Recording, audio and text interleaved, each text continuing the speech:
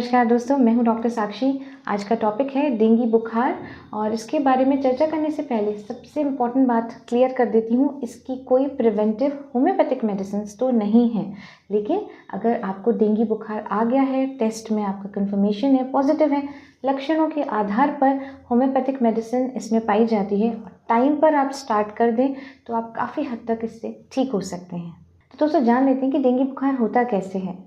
Dengue बुखार को कौन करेगा? डेंगू वायरस करेगा। अब ये वायरस हमारे अंदर आता कैसे है?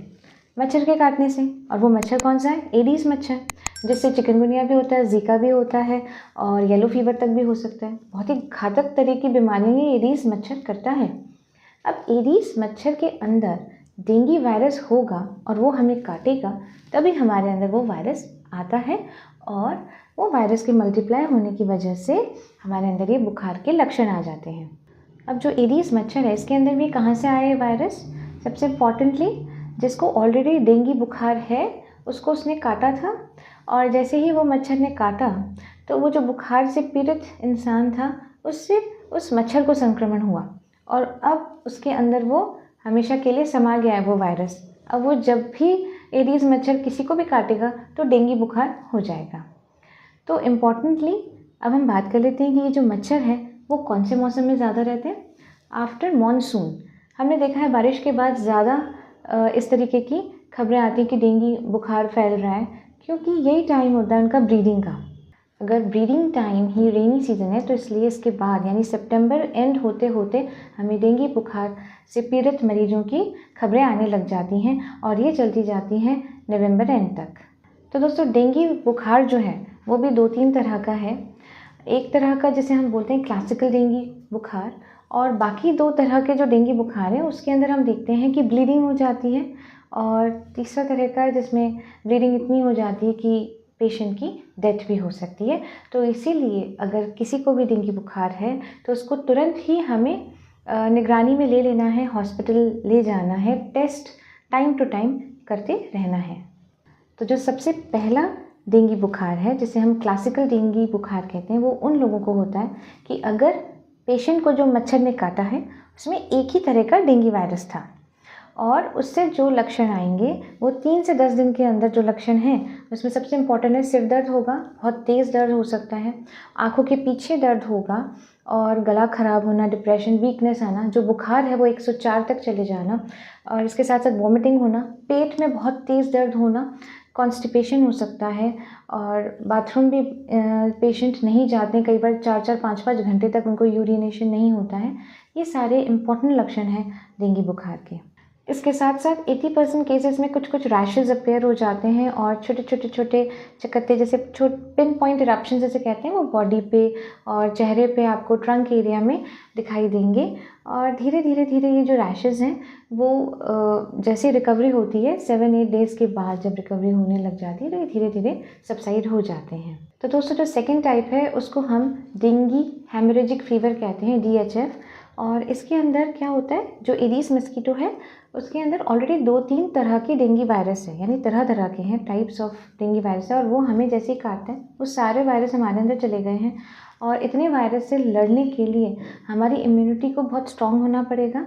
वो कोशिश भी कर रही है, लेकिन जब तक वो लड़ रही है तो वो लड़ाई की वजह से इन्फेक्शन ज़्यादा हो गया है और बॉडी में अगर इन्फेक्शन हो गया है तो उसका मेन इन्फेक्शन जो है वो सर्कुलेटरी सिस्टम यानी ब्लड वेसल्स पे पड़ता है और इसके अंदर जो वेसल्स हैं उनके बीच बीच में क्लॉट्स बनने स्टार्ट हो जाते हैं। तो इसके जो सिम्टम्स हैं उसमें सबसे इम्पॉर्टेंटली फ़ीवर है जो बहुत हाई जाता है, यानी 104 से ऊपर चला जाता है, 105 तक भी चला जाता है, वॉमिटिंग वगैरह रहते हैं, बॉडी में रैशेस दिखाई देते हैं और स्पेशली जो ट्रंक एरिया है उसमें आपको रैशेस दिखाई देंगे, चेहरे पे फ्लैशिंग्स आ जाती हैं, मतलब लाल हो जाता है चेहरा जब बुखार आता है, इसके साथ भूख नहीं लगती है, पेट दर्द बहुत तेज़ होने लग जाता है, हमारी बॉडी में प्लाज्मा का भी लीकेज होने लग जाता है, जो हमारा जो प्लाज्मा जो फ्लूइड है वो भी बाहर निकलने लग जाता है, ब्लीडिंग हो सकती है, गम्स में ब्लीडिंग हो सकती है, आपको दिखाई दे सकता है।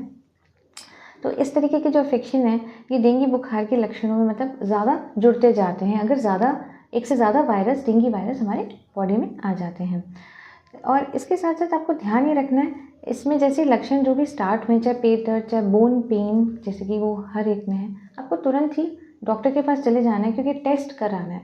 टेस्ट होते ही हमें पता चल जाएगा कि कितने तरह के स्ट्रेन आ गए हैं, किस तरीके का डेंगू वायरस हमारी बॉडी में है। तो उससे लड़ने के लिए हमको दवाइयों की हेल्प लेनी पड़ेगी और तुरंत ही हमारा ट्रीटमेंट स्टार्ट हो जाएगा।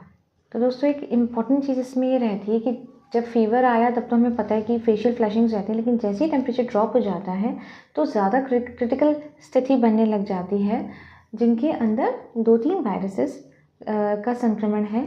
और जब ये लो होता है तो WBC और लो हो जाती है, प्लेटलेट्स और कम होने लग जाते हैं और जो फ्लूइड है वो बाहर ज़्यादा हमारी बॉडी से लीक होने लग जाता है, ब्लीडिंग ज़्यादा होने लग जाती है। तो इन सब से क्या होता है, जो पेशेंट है वो शॉक के स्थिति में जा सकता है। इसीलिए immediate hospitalization is required here. ORS का घोल आपको देना ही पड़ेगा, ये हम सब जानते हैं। ट्रीटमेंट टाइमली स्टार्ट हो जाना चाहिए।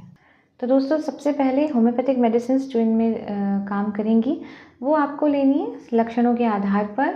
तो जैसे ही आप देखेंगे अगर ये लक्षण है कि सिर में दर्द हो रहा है, स्पेशली पीछे की साइड बहुत तेज़ दर्द है, थ्रॉबिंग पेन है, ऊपर तक भी आ रहा है पेन, और आँखों के पीछे बहुत तेज़ दर्द हो रहा है, वॉमिटिंग हो रही है, जो शिवरिंग है बुखार के बीच में वो बहुत तेज़ आ रही है, इतनी कपकपी लग रही है कि पानी भी पेशेंट नहीं पी पा रहा है, तो उसमें और बॉडी में पेन है जैसे कि हम ब्रेक बोन फीवर क्योंकि इसे कहते हैं, जॉइंट्स में बहुत तेज़ दर्द है, तो इसके लिए दवाई यूपेटोरियम परफोलिएटम 30C।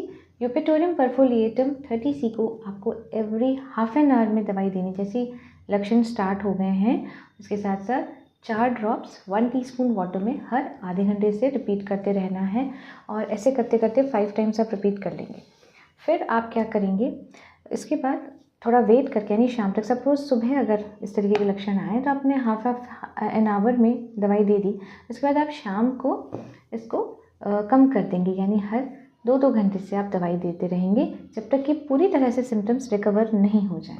फिर सेकेंड तरह से हम देखेंगे कि अगर DHF जैसी सिचुएशन है, यानी कि अगर आपको संक्रमण हुआ है 2-3 वायरसेस डेंगू वायरसेस का, और जिसके सिम्टम्स बहुत ही ग्रॉस थे, हमने बात करी थी कि प्लेटलेट्स काउंट भी बहुत जल्दी जल्दी लो होने लग जाते हैं, बॉडी में स्वेलिंग दिखाई देती है, कलर ही येलोइश होने लगता है, इसके साथ साथ पर्सपिरेशन यानी कि जो पसीना है वो भी ठंडा ठंडा आएगा, बुखार 104-105 तक जा रहा है, तबीयत ज़्यादा ख़राब है, तो आप लेंगे क्रोटिलस 30C। क्रोटिलस 30C को वैसे ही जैसे मैंने आपको बताया हर आधे घंटे से 4 ड्रॉप्स 1 टीस्पून वाटर में देनी है। धीरे धीरे इसकी मात्रा कम कर देंगे। आप पहले हर आधे घंटे से दे रहे थे 4-5 बार, अब आपको शाम तक होते होते इसको हर 1-1 घंटे से 2-2 घंटे से देनी है। तो दोस्तों अगर डेंगू बुखार की जो भी दवाइयों के बारे में आपको अगर कुछ समझ नहीं आए तो आप मुझसे कमेंट में पूछ सकते हैं। इसके साथ साथ आपको इसके अलावा भी कुछ भी पूछना है कि हाँ बुखार में हमें क्या क्या चीज़ों में ध्यान रखना है, खाने पीने में क्या ध्यान देना है, वो भी आप मुझसे पूछ सकते हैं।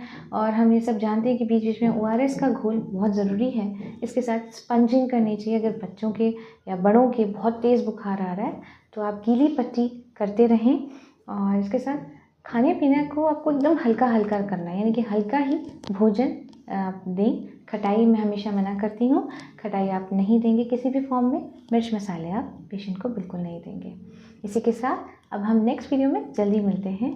Take care, bye bye.